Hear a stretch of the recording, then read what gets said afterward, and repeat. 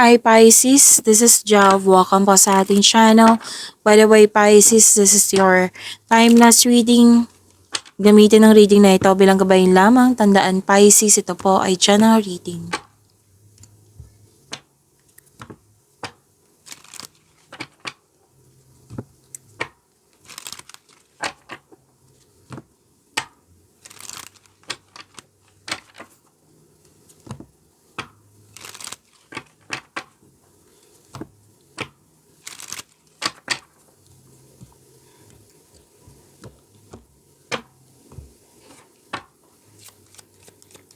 Maraming salamat po sa mga hindi nag-skip ng ads. Subscribe na po kayo sa ating channel at click bell notification para updated po kayo sa bagong video reading natin.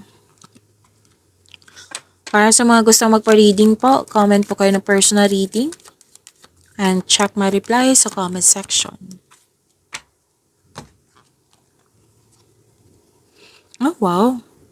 Prosperity is yours. Career stability. May project, may opportunity na bibigyan mo ng long-term plans. At may nakita ko ditong nag-uusap na magkakapatid. May exciting na ganap. May advice ang card nyo po dito, Pisces, na huwag kayong maniwala agad sa chismis. Alamin nyo muna kung totoo ba ito or hindi. Okay? And proposal, may nakita ko ditong engagement, ikakasal, kasal, may nag-uusap sa marriage contract, may bagong pasok sa relasyon, bagong pasok sa business partnership, deal, commitment, agreement, promises, signing of contract. Diba ang ganda? Pisces, claim nyo po.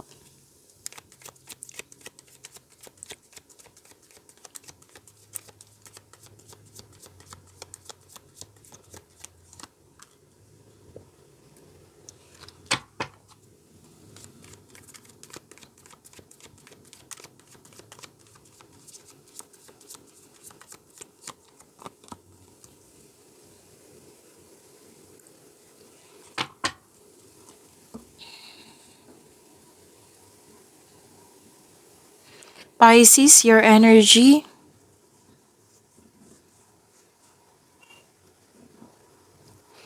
Oh, naka-receive ng love messages, which is sinabi dito, di ba, na may ligawan, love is blooming. Naka-receive ka ng love messages, sweetness, you're showing your kindness to everyone.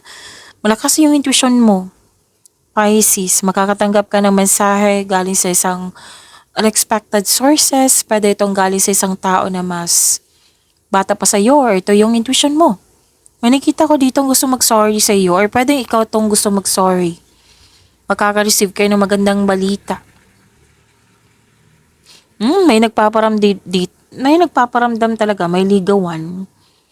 Pero then, enjoy na enjoy ka sa passion mo. Bagong passion to eh. May date, may outing. May opportunity. May offer, opportunity. And sinabi din dito, your finances are improving. And you're becoming more confident sa mga ginagawa niyo po.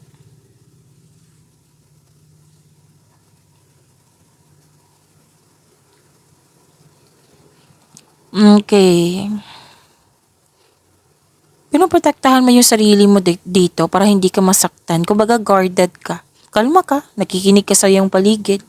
Nagbabalanse ka sa choices dito kasi may alok na pinag-isipan mo ng mabuti kung karapat-dapat ba tong desisyon na ito, karapat-dapat ba tong pipiliin ko, may mga ganyan eh. Naging guarded ka kasi ayaw mo ngang magkamali. And kung nahihirapan ka, so seek help. Kailangan mo ng advice, mentor mo, wiser.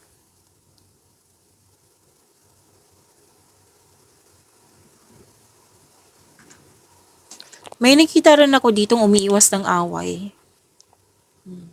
May fear kasi ako nakikita eh. So, kailangan i-release tong fear na ito. Yes, yung umiiwas ng away, kailangan mong i-open up yan. Kasi hindi maganda eh. Pag fear yung daladala mo, dapat iwas ako nito. Dapat ako. Hindi naman dapat ganyan. Pwedeng sa inyo, valid yan. Pero, hindi kasi nakakaganda sa inyong energy yung fear. Okay?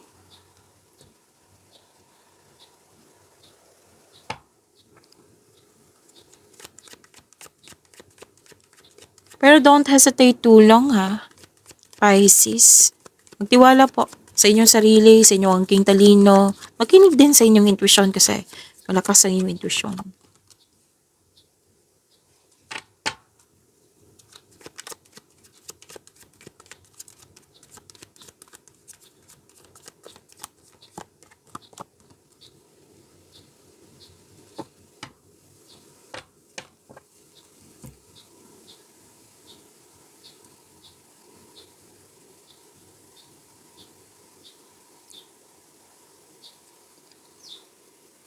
Okay.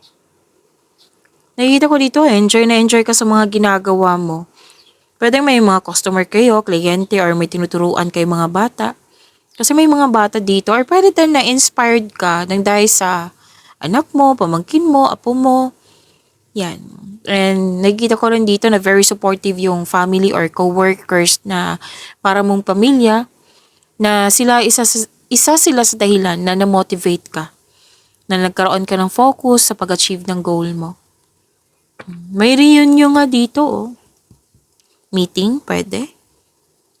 Magkakaroon ng pagkakaisa po.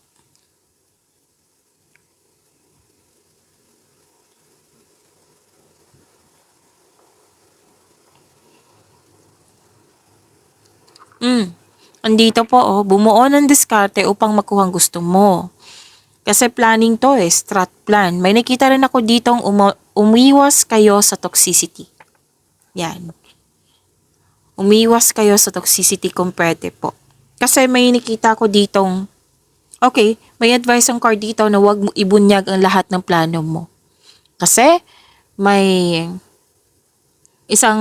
may tao dito na mahilig magmanipula. Yung sisirain din yung plano mo. Hindi yan, Pisces, hindi yan magtagumpay yung plano mo. Yung ideas mo, hindi yan mag-work. Yan. So, yung sinabi kanina na umiwas na lang po. Baka trip lang ng taong ito na kasi hindi siya totoo sa iyo eh. Alam mo to, kasi malakas ang iyong intuition, di ba? Sabi kanina, malakas ang iyong intuition. So, ask your intuition.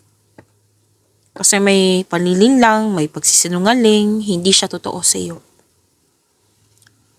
So, instead magalit, wag na lang. Wag kayo magalit. Instead magalit, umiwas na lang or put limitation. Kung hindi mo siya maiwasan kasi parati mo siyang kasama, put limitation, wag mong tanggapin yung negative energy niya. Kung may mga sinasabi siyang hindi maganda, wag mong tanggapin. Wag kang magpa-apekto. See to it na mas pipiliin mo yung inner peace kesa sakit ng ulo.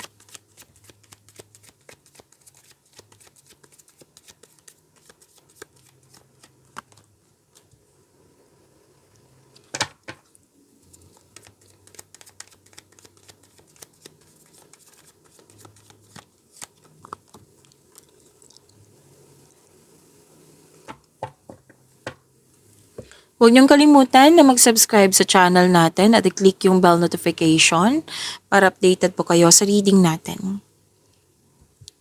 Success to, oh.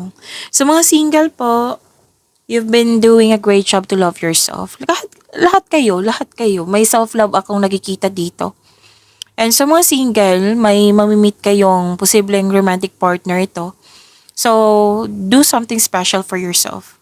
At huwag mong kalimutan na ilibre mo yung sarili mo. Dahil deserve mo naman ito. Kahit sa mga marelasyon sa buhay mag-asawa, deserve nyong magbakasyon, deserve nyong ilibre yung sarili nyo. Kasi naging masipag kayo sa araw-araw.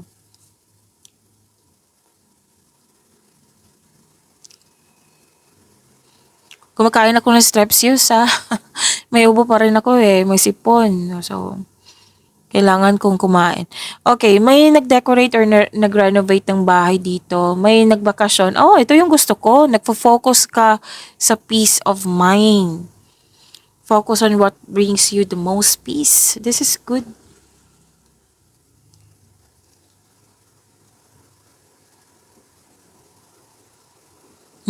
Sabi ko sa inyo malakas ang iyong intuition. May malalaman ka sekreto. At lahat to sa lahat to, single ka man, marelasyon, sa buhay mag-asawa. Mas piliin nyo pong magtiwala sa inyo sarili kaysa mag-overthink or mag-overanalyze. Kung may gusto kang kausapin, then go ahead. Okay? Pagyamanin niyo po yung blessings na binigay sa inyo. Pisces, see you tomorrow. Maraming salamat po.